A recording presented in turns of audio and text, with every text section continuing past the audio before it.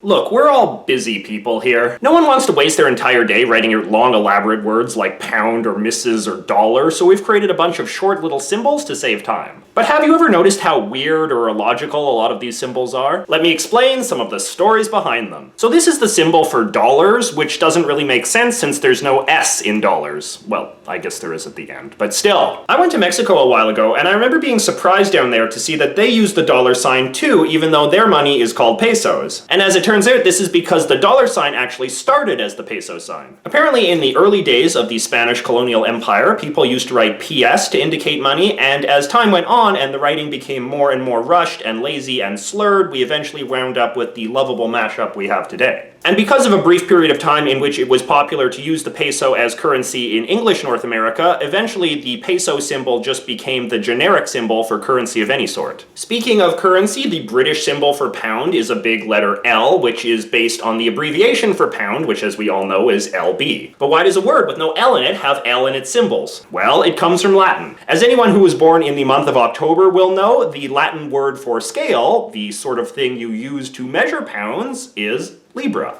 This is also the origin of this thing, the other pound sign. It originated as a lazy way to draw the LB symbol in much the same way as the peso symbol did. In England, where they obviously already have a perfectly good pound symbol, they call it a hash, which is why we have hashtags. The idea that it is a number sign came from the programmer community who made up their own use for the thing. By the way, if you're wondering why the written abbreviation for the word number is NO, that is again because of Latin, specifically the word numero. Basically, whenever there is a weird abbreviation that doesn't seem to make sense, the explanation is usually that it came from a different language. OZ means ounce, for instance, because the people who came up with that abbreviation were Italians, and their word for ounce is onza. The abbreviation MRS for misses has no such excuse, however. It's a pure English abbreviation, so why is that R in there? Well, it turns out that MRS originally stood for mistress back in the day when mistress just meant wife and not what it means today. This thing means prescription, and I remember when I was young, I was taught that it was some sort of adapted Egyptian hieroglyphic, but no, it is actually just a lazily written version of the word recipe, which in Latin means to take or consume.